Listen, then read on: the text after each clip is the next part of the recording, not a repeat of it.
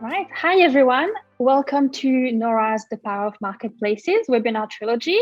So this is now part 3 of the webinar series in partnership with Marketplacer, in which we will be unveiling the next wave of marketplace evolution. So my name is Magalie Payet. I'm the growth and optimization lead at Amblique, and I'll be your host today. And we have a great panel of guests joining us today, which I will introduce in just a second. But first, some housekeeping items. So today we have about 45 minutes of discussion with the panel, and then we have about 10 to 15 minutes for a Q&A. So you can leave your questions in the chat box during the session, and then we'll address them at the end. Also, just a reminder that the session will be recorded, so we'll send a link to the recording at the end. So today's topic, we'll be discussing innovation and sustained growth of marketplaces, and we'll reveal the secrets to unlocking the best out of marketplaces. We have 2 great guests joining us today, which I will let introduce themselves. So first up, Justin Hilberg, Managing Director at SurfStitch. Justin, do you want to introduce yourself? Yeah, hi everyone, Justin Hilberg, currently the Managing Director of Shared Services at Alchemy Group, which is a group of brands, including SurfStitch as part of that. So going through a few transitions at the moment. Yeah, currently in that particular role. I've been with SurfStitch for quite a while, about 8 years, this coming December. And we launched a marketplace probably about 2 years ago, and we introduced Marketplacer in November last year, which really helped accelerate our growth. So hoping to share a bit of insights around that journey. Great, thank you. Next up, we have Andy Kelk, CTO at Marketplacer. Andy, do you want to introduce yourself as well? Yeah, absolutely. Hi there, I'm Andy Kelk. I'm the CTO at Marketplacer. So I'm Chief Technology Officer, and I look after all of the product and technology for the Marketplacer platform. Great, thank you. All right, well, let's just get into it. So first question, probably for both of you, but maybe Justin, you can start with this one. How do companies get started if they want to launch a marketplace? What do they need to consider in terms of time, budget, resources? Yeah, I think it really depends on what the business is trying to achieve. So if we look at SurfStitch's case, we had to change our business model to be more capital light, increase our profitability, but still achieve our growth targets. So we had a bit of a unique set of, maybe not that unique, but it was an interesting set of requirements for us to try and achieve. So we needed to get our top line growth. We wanted to expand our assortment, but we didn't necessarily want to invest heavily in inventory or infrastructure to house that inventory. So we needed to develop a solution around increasing our assortment in a pretty capital light way. So that's why we went into the marketplace strategy initially. So we started off by, we obviously knew our customer. We had a lot of customer information, a lot of knowledge on what our customer liked from a product perspective. So we use that to extrapolate it out and go, well, what are some other categories we could get into and present new products or extending our existing categories to present to our customers. So that's where we all started around the marketplace journey. And then we reviewed our tech options out there, and there were a few players that we reviewed. We did have a bit of a budget. We're a fairly lean margin business, so we didn't have a massive tech CapEx budget to invest. So that was part of our consideration set. But we knew there would be some form of integration and build time and cost associated. So we found a partner in Marketplacer last year, which was a really flexible solution for us. We wanted to make sure that our marketplace experience wasn't a real obvious add-on to our customer shopping experience. We wanted to make sure it was really deeply integrated. So Marketplacer was a really flexible solution for us that actually helped integrate into our ERP, and then our ERP can still deliver that same user experience on our Commerce Cloud front end. So they were very flexible in accommodating our needs. So that came into our consideration set, as well as the budget And because they're local and had a good on-the-ground team and were very supportive, we're also able to deliver it pretty quickly. So we kind of considered all those options with our kind of original consideration process. Great, yeah, that makes sense. And is there anything you'd like to add to that? Yeah, I think in terms of setting up the marketplace, obviously there's technology involved, but I think Justin's right. A lot of it is around not the technology as such, but the other things around that. So the product assortment, the sellers, the onboarding process, the service, the expectations of the sellers, how it fits into your existing business model. So I think all of those things are things you need to consider. And it may sound strange coming from somebody whose role is Chief Technology Officer, but the technology in some ways shouldn't be your primary consideration. So what we've tried to do as a platform is package up the things that you need and make it so that you don't need a huge technology investment. And one of the things that we have going for us as well is that we've run marketplaces. So we've come out of marketplace businesses between all of the people who are at marketplace. So we've got a kind of a depth of experience in actually running those marketplaces. And so one of the things we like to do is help people not just with, how do we build this as a platform, but what are all the other considerations that you need when you're setting up your marketplace business. Great, yes, very interesting. So Justin, how quickly were you able to launch SurfStitch Marketplace in the end? And what made you decide to not build it yourself? We actually did have a marketplace integration already built. So we had a few of our vendors that we had on marketplace technology previously, and we had some direct integrations with those vendors. Because we sell surfboards and some kind of bulky items, it doesn't make a lot of sense to freight them around and store them and get them to the end consumer. So the marketplace or dropship model made a lot of sense for those categories a long time ago.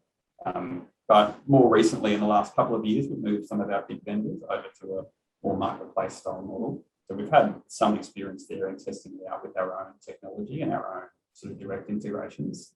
We found, though, that after a couple of years of building it and optimizing it and modifying it, it was quite a bit of maintenance for our internal resources to keep those connections maintained, to keep them developing. And it wasn't really scalable for us. It was very much a one-to-one bespoke integration. And if we were to do that for all of our vendors and we wanted to rapidly scale, it would be too arduous, too costly, and too time-consuming for us to do that, which is why we looked into a more dedicated tech solution to more rapidly onboard vendors quickly. So yeah, we did have that marketplace tech already built. We just couldn't have built it in a scalable way that would have suited the majority of our customers out there. So our marketplace served that purpose for us. And in the last probably 10 months, we've onboarded another 150 brands and probably close to 7,000 SKUs added. And we never would have been able to do that with a direct one-to-one integration. Like, imagine managing 150 independent feeds with each vendor. You would need a team quadruple the size of what we have today. Yeah, definitely. Yeah. And is there anything you wanted to add to this point? Yeah, I think the multiplicity of platforms that those sellers are on is a really important point there. The sellers that you're targeting, they could be on e-commerce platforms themselves. They might have a warehouse management system they're using. They might have a point of sale system they're using. They might be tracking things through spreadsheets. It depends. There's different businesses will do it in different ways. And yes, trying to integrate all of those into one place can be quite onerous. And this is something that we experienced. As I say, we've run marketplaces ourselves, and one of the things we did early on was to say, okay, how do we make it easy to get sellers on board, because ultimately you can have an audience, and that's fantastic. And obviously SurfStitch had an existing audience, but to get the sellers on board and have the right experience for them, so that you can get them on as quickly as possible, synchronize the categories between where they're coming from and your marketplace, and all the nuances that come with those different platforms is something that we spend a fair bit of time investing in building the tools to be able to do that, so that that doesn't become the roadblock to getting the marketplace up and running. Yeah, definitely. So Justin, what did success look like for SurfStitch?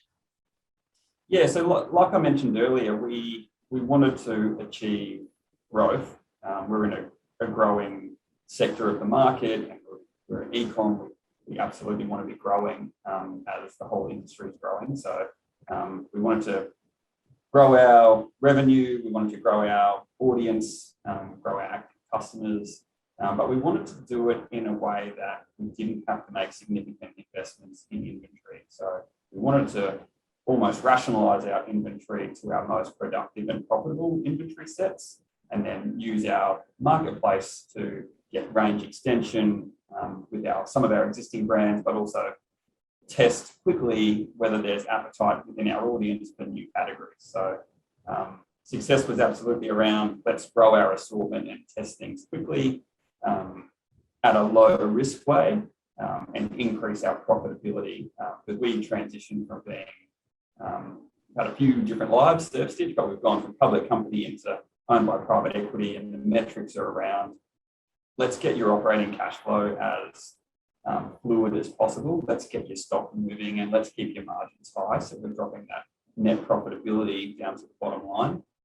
So we needed to find ways to unlock that growth in a really capital light way that's still quite profitable for us. So reduce risk, higher margins, low capital investment, but still getting your audience growth and your GMV growth. So we track all of those things fairly regularly, and our marketplace growth, probably we're doubling our marketplace business year on year at the moment, and our inventory is actually less than what it was this same time last year. So they're the things that we take note of. Yeah, that's great to hear. So what would you say were the key learnings? If you had to go back to the beginning and start all over again, what would you do differently? Yeah, we definitely learned a lot. Like I said, we had a bit of an existing marketplace model already set up.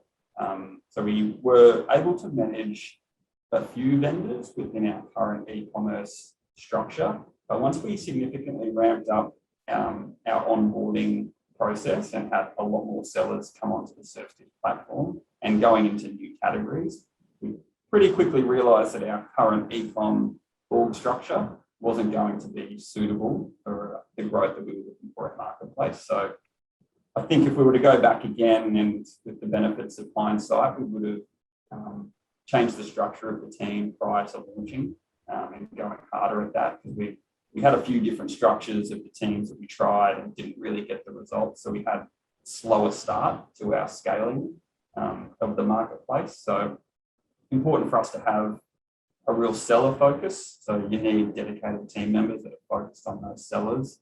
We call them business development managers. We've added 2 into the business, and we think having that kind of regular seller contact is important, making sure they're trade focused, they're up to date on all of the activities that you're doing, and they've got the option to participate in those activities so they can unlock their own growth. I think that's important. We didn't necessarily have the focus on the seller from day one, so we've kind of updated that. Having a dedicated team that focuses on the trade side of marketplace, as well as our kind of traditional e-com place. Originally, we had 2 separate teams within the business that almost compete over the trade dollars. So we put that under one trade roof, and now they both have a GMV goal that they drive. So they work in partnership now as opposed to in conflict. So we would have done that from day one if we were able to change that. And then there's a few kind of teething things that everybody will learn along the way, but customer service. Your customers need to get used to receiving more than one parcel. In the 10 years of SurfStitch, it's all been delivered through our own fulfillment center, and customers get really fast service from us. So they get most of their products next day. But when they're coming from maybe 4 other sellers, they won't get that same high standard of service. So it could still arrive pretty quickly, 3 to 4 days, but the customer expectations. So we had to increase our customer service team so they could handle those queries efficiently. And then we had to manage expectations with our sellers as well, that our customers are used to really fast fulfillment. So we had to make sure we're all monitoring that across all of our 200 plus sellers that we've got. And then customer returns is a little bit different. So we like to handle the whole customer experience. So customers return the product back to us at SurfStitch, and then we handle that whole communication chain. It's a different process. Instead of putting it back into our inventory, we consolidate it by brand and ship it back to those brands at a point in time when they're ready for it. So that was a process that we probably didn't put enough effort in up front, because we didn't realise what that would actually look like until we got into it. So if we were to set up another marketplace, we would have all of those learnings now, and it would be a lot more seamless from day one, as opposed to getting to that day 60 and figuring it all out and being able to scale from there. And we're still learning. You learn all the time around what brands are relevant, what categories are relevant. Some categories we launched, they didn't work. But again, there was no major upfront investment in stock or in marketing, really. You're using a lot of your vendor assets. It was just a small amount of team effort to get that product live. We pushed it through our own channels. We didn't get the response we were hoping. Communicated back with the vendors, and we both agreed it's not the right time. Let's reassess and maybe try it again at a later stage. So you're constantly learning around what categories work and what categories don't work. Yeah, that makes sense. Sounds like it would be a continuous improvement. For sure. Andy, does that resonate with most of the retailers you work with, or what other advice would you give?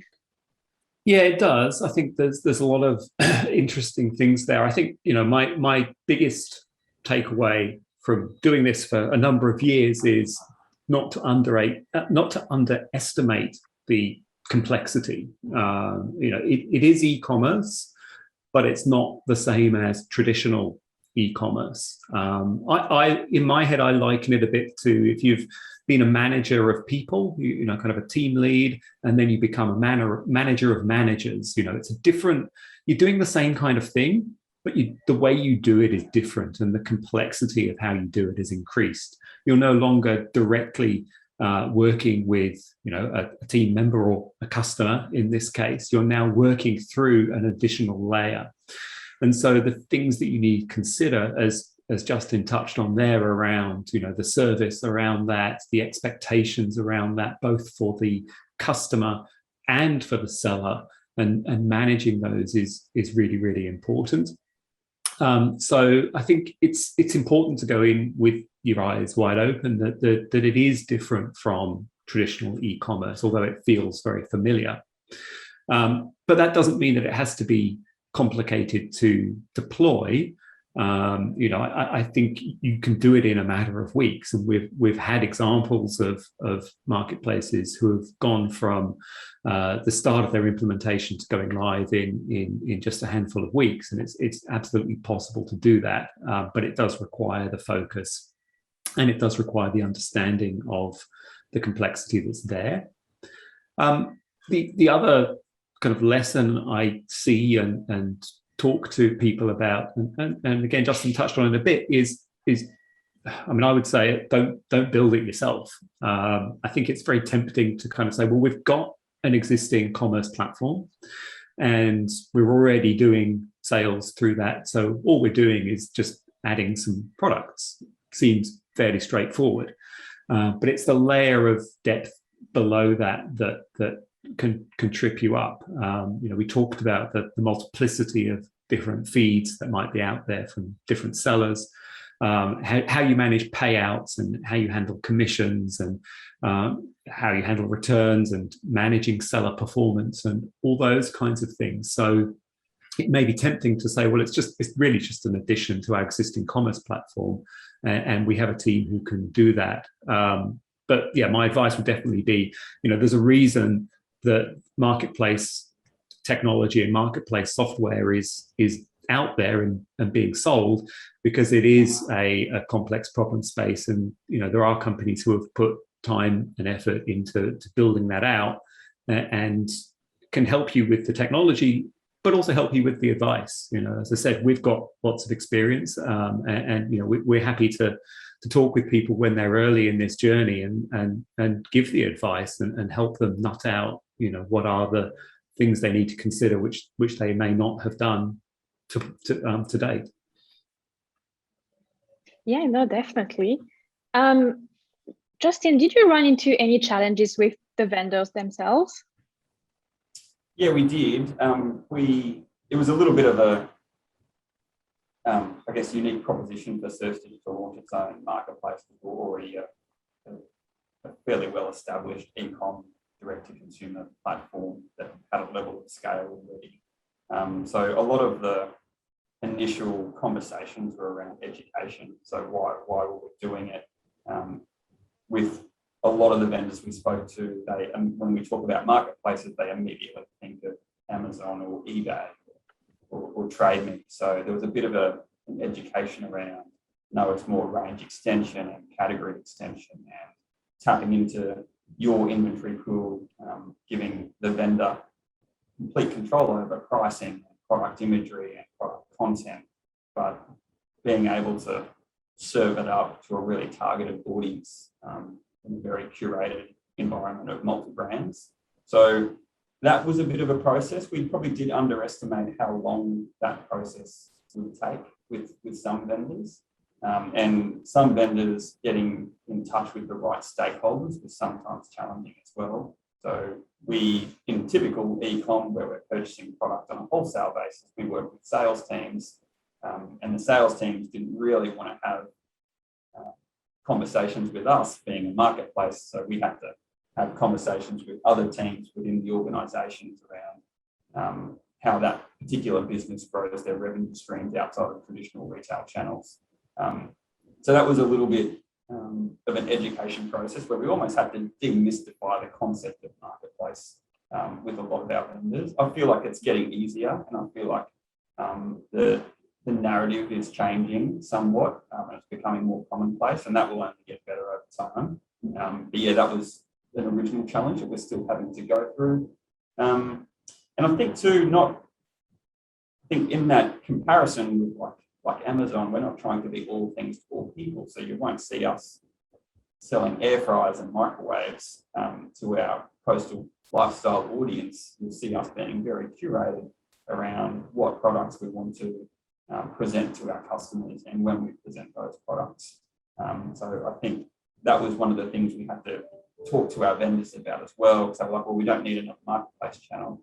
Well, you may not need another Amazon because you're there already, but would you like to have your product put in front of 1.5 million coastal lifestyle enthusiasts that visit our site very regularly and trust us and engage with us and value the product that we kind of put in front of those customers on a daily, weekly, monthly basis. And is there anything you'd like to add to that point?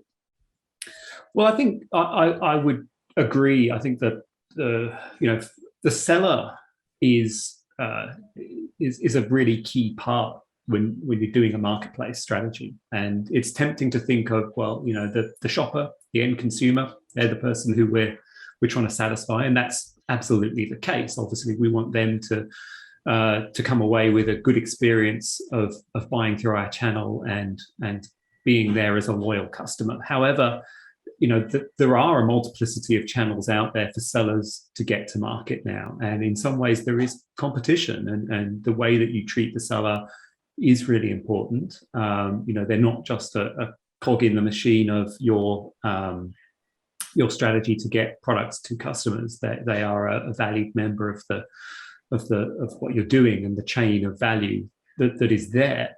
And so how you think about the seller experience is becoming more and more important. Ultimately, they're the people who are boots on the ground dealing directly with your customers. They're shipping the product. They have as much of a stake in this as well as the shopper. So, you know, I think, as Justin said, it is changing. You know, even just 2-3 years ago, the idea of lots of retail channels becoming marketplaces was, you know, it was happening, but it wasn't very widespread. I think we're seeing every single day now that companies are doing this. It's becoming something that is just the norm. It's the way that you grow your business, is by adding more products and becoming a marketplace. And so, yeah, finding the sellers, getting those sellers on board, and speaking with those sellers and retaining them and treating them well is a really important part now of the business strategy, as much as it is with the shopper.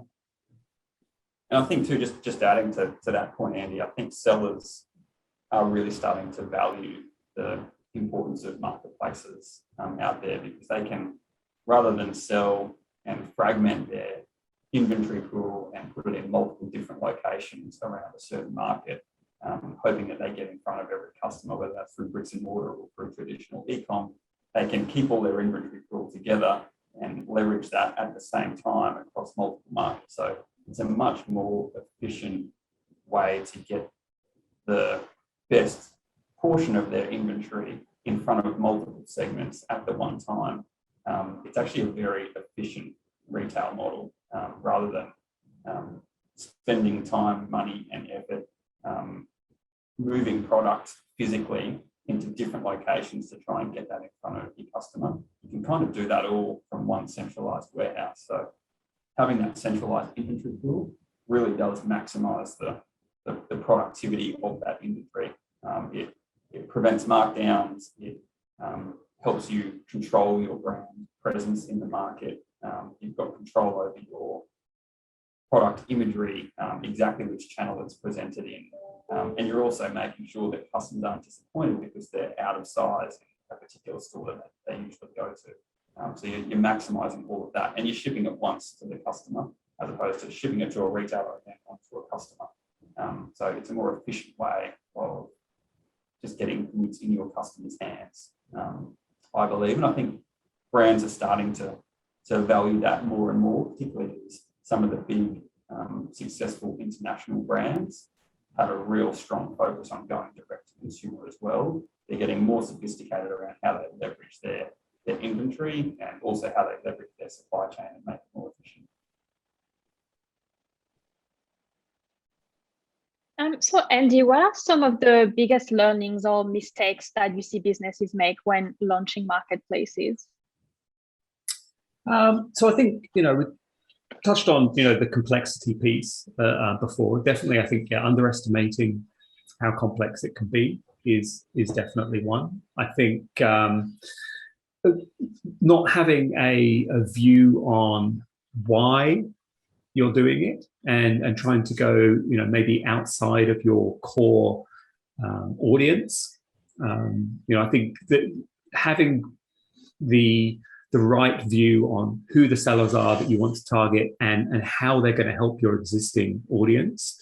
You know, I think, yeah, the example of selling air fryers, for instance, on SurfStitch is a great one. You know, you could put your mind to it and go, well, you know, logically, you know, they're here and they're there and they may, but I think you've got to be really focused on who it is and why they're coming to your marketplace, and start with that. You know, start with your customer, and then from there get to what does that customer want, and then how am I going to get that to them? Because I think it is easy to think, well, okay, I can be the next Amazon. I can become the destination for everything that they want. You know, the reality is people come to you for a particular reason, and it's knowing what that reason is, you know, knowing what your unfair advantage is as well. What is it that you have that no one else has? If that's a database of clients that you have already, if that's a relationship you have with another partner that you can leverage, bringing that on board and understanding your customer and why they want to come to you, I think is really important. So not considering that is probably a big mistake as well. And yeah, I think building it yourself, frankly, I think is a mistake. I think, you know, that again, coming back to that complexity piece, Go out there, find out, what platforms are in the market. Do your due diligence on them and make sure they fit with what you need. And definitely weigh it up against, your own team as well. But, build versus buy is a common discussion we have in IT circles, and, certainly have a look at what platforms are out there before you decide that, it's just a building on top of what I already have. Yeah, definitely. No, that makes sense. So how do companies considering a marketplace start to think about a strategy? And does it have to be different from their e-commerce strategy?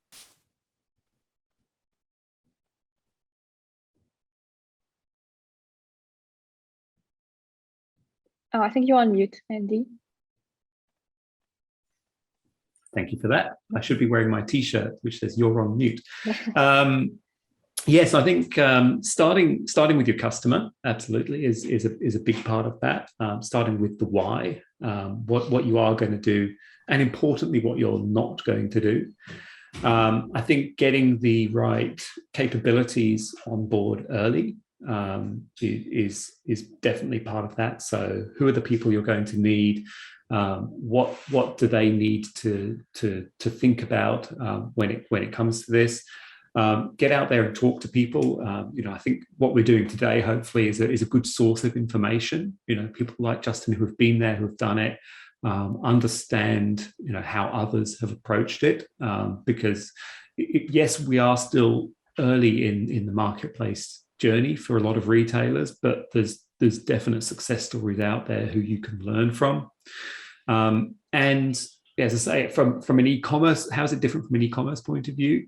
It's e-commerce, but on steroids. And so it's thinking about not just who my shopper is, but who are my sellers? How am I getting it to them? What's the upside for them?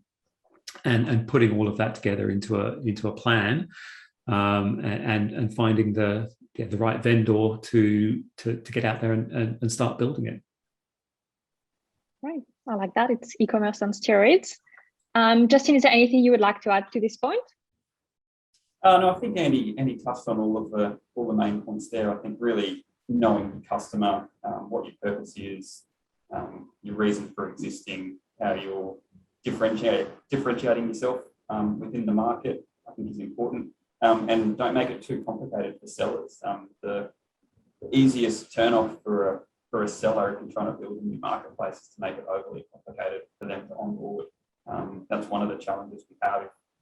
If you're needing to require significant development resources on the seller side, it's very quick for you as a startup marketplace to get pushed down the back of the production queue. So we can create long delays for you to onboard sellers if you've got a big technical requirement to integrate. So I think that's a key piece as well. And then making sure you've got access to your core audience. So often I hear of marketplaces with really good concepts to launch, but they don't necessarily have a traffic source, or they don't have an understanding of how they're going to drive traffic to their platform. And it's a little bit of a wheel, so to speak, because for you to really engage sellers and attract sellers to your marketplace, you need to be able to convince them that you've got sellers that will come to you. Well, you've got buyers, you've got customers that are either already engaged with your marketplace, or you've got a really good source that can attract those customers already to the marketplace. It's difficult to get sellers, really high quality sellers, to come onto a marketplace with zero traffic. So I think you've got to make it important for the seller. You've got to try and have a good source of that target audience already coming to your site, or you've got a good plan to partner with another content provider that's already got that source of traffic. So that would be my advice for startups. Yeah, great tips. So what's next for SurfStitch? How is SurfStitch going to continue to innovate, sustain growth in 2022? Yeah, well, we've been growing pretty well through 22. We're just off the back of a record year, and we're still kind of growing ahead. We've got some ideas around new marketplaces, but we've also got other technology that we're we're kind of leveraging. So we've launched our app and it's going really well. We've just launched the loyalty program. It's going really well to start with. And yeah, of course, we want to expand our range through Marketplace. We've got a lot of our vendors that we have wholesale partnerships with where we buy a portion of their range. They also want to sell us more product outside of their core range. So we've got a program of onboarding these hybrid models now where we have some wholesale product from our core product assortment, but we also extend their range through Marketplace. Patagonia is a good example of that. We sell a lot of their core kind of coastal assortment, but the Patagonia global range is quite wide. So we've now got them. Levi's, we've gone live with Levi's, so we get access to their full size assortment and denim assortment, but we can still do our exclusive partnerships where we've had Stranger Things collaboration where we still do that on a wholesale basis. So yeah, it's interesting. I think that landscape's changing, like I said. I think there's not an either or. It's kind of like, and I think Andy mentioned it the other day, I think people won't be talking about marketplace as a thing anymore. It's just, it'll be the new way of retail, really. Great. And is there anything you'd like to add to this point? You're on mute again. I can't rely on my keyboard, unfortunately. Yeah, look, Justin stole my point. So what can I say? No, I think seriously, I think it is an important point about marketplaces. Is the fact that we talk about marketplaces shows that they're out there, that they're happening. But I genuinely believe that in 2-3 years' time we won't be talking about marketplaces, not because they're not happening, but just because they are just so the norm around how you grow your business, that it won't be anything special. We will continue to talk about it, of course, in the same way we talk about e-commerce more generally. But I think marketplace as a way of extending your business is just becoming the smart option and will be the default in a few years' time. Yeah, definitely. Yeah, it will be very interesting to see how it changes in the future. Great. So I think that brings us to time for Q&A. So as a reminder, if you have any questions, please leave them in the chat and then we can answer them. I can see there is one here from Alistair who is asking if there's a startup approach that you would suggest. For example, what are the minimum features you would need to have in place for launch from scratch? For example, no existing retail or e-com platform. I can talk a bit about that. That's something we've done a lot of. Is working both with our own marketplaces, but also with lots of customers around starting up a marketplace from scratch. I think a great example is if you rewind 18 months or so and COVID hit, and here in Melbourne, a lot of restaurants had to close their doors, and there was obviously that's a big impact on their businesses. They can't trade. And so Shane D'Elia, who is a chef here in Melbourne, wanted to bring together a number of different restaurants and start a platform to deliver restaurant quality meals to people.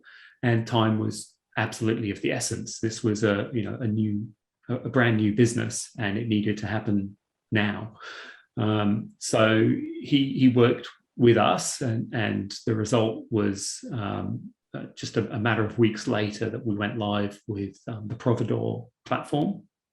So that grew very quickly throughout 2020, grew into Sydney as well in 2021, and that business is just going from strength to strength. So that was absolutely the definition of startup. There was no existing platform there was no retail business. There was really, apart from a group of very motivated and highly skilled individuals in that business, and the connections in the industry to get the product there.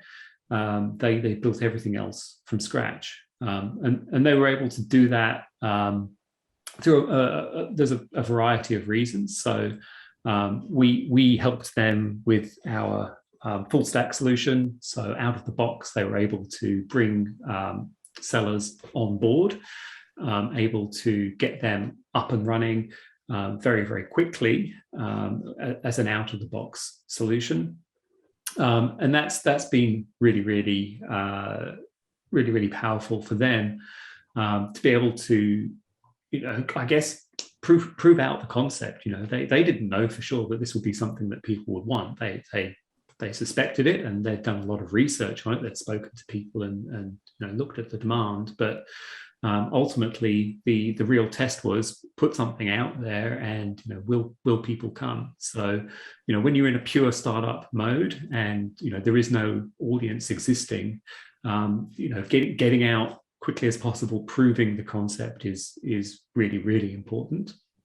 The other side of that is if you've got an existing audience and you want to be able to commercialize that, then that's a slightly different approach. You're then testing again, but this time you're testing, will the sellers want to be on that platform? Will the audience you have engage with the content and the products that you're putting out there? But again, the model that you're after is, how quickly can I get this out? And as any startup founder would know, time is of the essence, because every day that you're not trading is a day that you're spending cash, and that's probably the thing that's going to be in short supply. So being able to get out there quickly, it doesn't need to be perfect. Start with something and then iterate on that. We use the phrase quite a lot: crawl, walk, run. I think a lot of people go out there and they see the vision of this is what it could be, and that's fantastic. You need to have that, but you need to think about what are the steps to get there, and what is my crawl stage, and what is the simplest possible thing that I could put out there to try and build this, and then rapidly iterate on that and work with a partner who can help you iterate on that. Great, thanks for that. We have another question from an anonymous attendee. How do you attract sellers when you first launch your marketplace? How did SurfStitch manage this process? And did you target certain sellers, or did sellers approach you?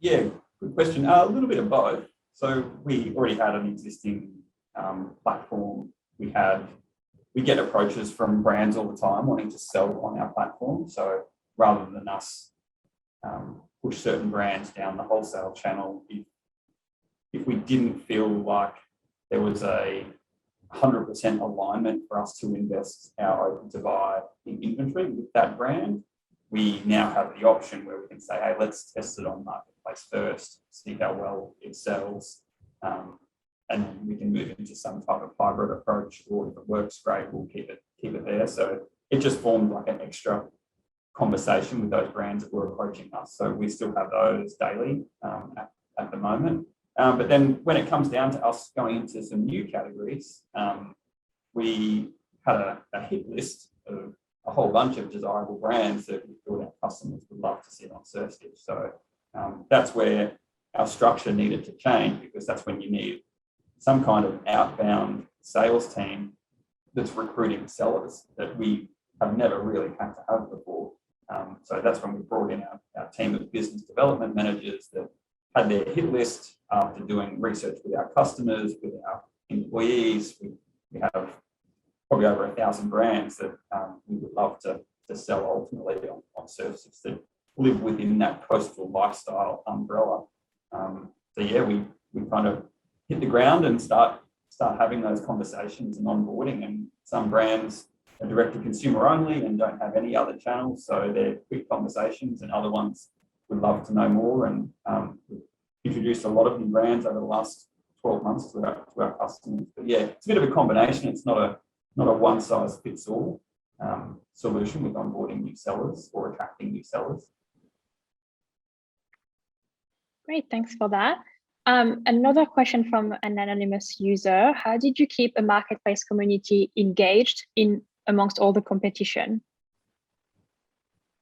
Well, yeah, for SurfStitch, we don't really see us having a separate marketplace community. It's our SurfStitch community. to our customers, they see a wholesale product sitting right next door to a marketplace product in a category that they shop regularly with us. So there's no real difference to the customer experience. Well, there isn't any until they get through the checkout and we say this item is shipping from the seller, and then their post-purchase communication will change because they've got different shipping confirmations, one coming from us, one coming from the seller, and then we track those parcels differently. So we don't treat the customers any differently. They're still a SurfStich customer at the end of the day, whether they're buying a marketplace product or a wholesale kind of traditional SurfStich product. Where we have slightly different approaches is on sellers. So we treat our wholesale vendors a bit differently from our marketplace sellers. Purely because the information required is quite different, the logistics is quite different. So we're communicating post-purchase with sellers, we're providing a lot of data going back around which categories are working, which categories aren't working, where there might be more opportunity. And one of the things we've also unlocked in the last 12 months is the ability for our sellers to get more visibility on SurfStich. So we actually monetize marketing packs to our sellers, both wholesale and marketplace sellers, around how they can increase the visibility of their product assortment on SurfStich. And we now give the option for some sellers to increase their presence in certain categories. So if a brand really wants to be very visible on SurfStich in the board short category, they have the option where they can book the first 8 styles in the board short category for a certain period of time that might be very key for them if they're running a campaign. So we now have a lot of flexibility with how brands can influence how visible their product is on SurfStich as well. Right, yeah, so that kind of ties in with the next question. What's working well with driving loyalty for marketplaces? Would you say that's kind of the same answer you would give there? Yeah, again, we don't treat it separately. It's a big focus for us. We launched a loyalty program earlier this year. We're just starting to ramp it up now. It's going really well. We've always had quite loyal customers, partly because we've been around for a long time and we really prioritise customer service, but also because we're such a significant part of that coastal lifestyle community. But what we really wanted to do was to encourage our customers to visit us more frequently and purchase more frequently. So it was more of a purchase frequency conversation as opposed to a loyalty conversation. So that's where our loyalty program has come in, because it really incentivise that repeat purchase. So again, we don't discriminate between marketplace product and wholesale product. All of our product is included in our loyalty program, and we really just want the customer to be rewarded the more they shop. So really driving that purchase frequency, and that's what our loyalty programs aim to do. Yeah, and I think what's really interesting with that as well is the ability with a loyalty program that's there with your commerce platform to then also be able to offer that to sellers as an additional marketing opportunity. To be for a seller to be able to fund, bonus points or additional giveaways and things like that through the loyalty program, because it's a great way, because the seller's getting the benefit of being able to get their items out in the channel. The operator of the marketplace is reaping the rewards as well of the loyalty from the shopper, and of course the shopper's getting good deals as well. So it's a fantastic way of all three parties in that transaction really benefiting. Yeah, for sure. Great. Another question from anonymous user. Are there any global examples of pioneering marketplaces that we should be watching apart from Amazon? Yeah, it's a really interesting one, because we talked a little bit about the difference between the catch-all marketplaces, the big mega marketplaces which cover everything like Amazon and eBay, and I hesitate to call them niche marketplaces, because I don't think that makes them seem like they're very narrow, but the more specialized curated marketplaces. And I think one marketplace that I've seen, which I really like, is one called Fishbrain. and this came out of a social app. So Fishbrain is the largest app for the fishing community, and so what it is, it's a social platform. It's got very Facebook-like features of a news feed, and you're in there. You're telling your community what it is you're doing. So you're catching these fish. You're going to this location. You're using this equipment, and so on, providing pictures, and you're getting comments from people, all those kinds of things, the social aspect of a recreational activity. And that's been there for a long time. It's, they've built out a very large audience. And so they, a couple of years ago, said, okay, fantastic, we've got this platform, and they're continuing to grow the platform. But is there a commerce element to this as well? Can we leverage the audience, the social connections, and so on, and build out a commercial offering around that? So without an existing commerce platform, what they did was build out a marketplace. So went to the suppliers and the sellers of a lot of this equipment and said, come and be on the platform, and integrated it really smartly into their existing apps, so on mobile and on desktop, so that if you're looking at a particular catch, and you're looking at, say, you're researching particular models of fishing equipment, you're actually able to then go and buy that. So bringing together that social community and content aspect along with a marketplace is really, really fascinating, I find. And it's something which, when you look at, you wouldn't think of them as a marketplace first and foremost, but they've brought a marketplace element to a really interesting business. Yeah, that's a great example. We've got another question here. Talking again about those niche marketplaces, do you think there will be a movement back towards more niche marketplaces rather than large general shopping platforms? I think there'll be both. I think, I think as I touched on, I think, marketplaces will be just the norm for a lot of retailers, a lot of brands, and it'll be how they operate. And I think, you've seen the growth in these marketplaces which target a particular customer and a particular area, a particular brand. And I think there's very strong evidence that they're successful and will continue to be so. But I don't think I think it's an also, as well as the big global marketplaces. I think the evidence is that really there's space for one big global marketplace in every territory. And that there will be a dominant player in each of those territories for the global marketplaces.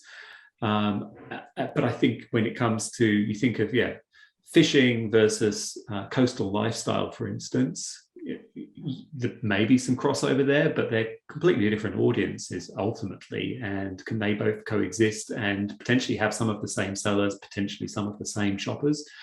Absolutely. I think that there's a lot of scope for growth in that area, but it's not going to change the fact that people will still want to go to these global marketplaces. And the difference really is, if I know what I want, if I'm into a particular activity, or there's a particular brand I'm following, or a particular sector or a particular retailer, and I know already what I want, I will go there and I'll look for it, and I may find additional things on top of that. Whereas if I don't really know what I want, I maybe know the general category. Go back to air fryers. I don't have a particular air fryer manufacturer or a particular retailer in mind. There's not a community that I'm part of. That's when you might then go to a kind of a global marketplace and start your search from there. So I think they're different activities, and different mindsets will lead you to different paths. Yeah, and I think where you'll see the divide happen is when you're looking at premium consumer brands, where they really want to have the control over where their product sits within the market. I think up until this point, if you're selling your product into a traditional retailer, you do lose a bit of control over how that product is presented, how it's priced, and what the customer service looks like around that. I think even with some of those global marketplaces, you lose a bit of that control as well, because you could have your Nike Air Max sneaker sitting next to an air fryer, which you might not be that happy about. So for those premium consumer brands, having multiple niche marketplaces that are directly engaging with their target audience becomes really appealing for that. So, and they can control the price, they can control the product imagery and the product content. So I think that's where we will see probably a bit of business come out of those global marketplaces, the premium brands that don't necessarily want to be homogenized in that type of retail environment, and they would much rather that more intimate conversation with the customer and be presented in a much more controlled premium light with a lot of enriched content around that product. So I do think there'll be multiple niche marketplaces, and the word niche, there's some pretty big niches out there underneath Amazon. So yeah, I think there will be multiple in the next 2 to 3 years that are really targeted certain demographics and certain consumer groups. Great. I think that brings us just about to time. Are there any final thoughts you wanted to share before we wrap up? So I would, I think I would emphasize a couple of the points around, where are we and where are we going? I think it's clear, marketplaces are making a big inroad in the space. So if you're not thinking about it yet, then I think you will be thinking about it pretty soon. And I think the growth from here is really, really interesting. So I think it is becoming the norm, and it will be something that will become the norm.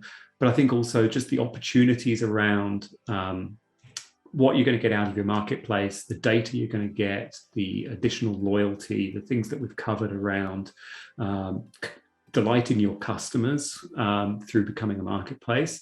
It's pretty clear that the trend is upwards.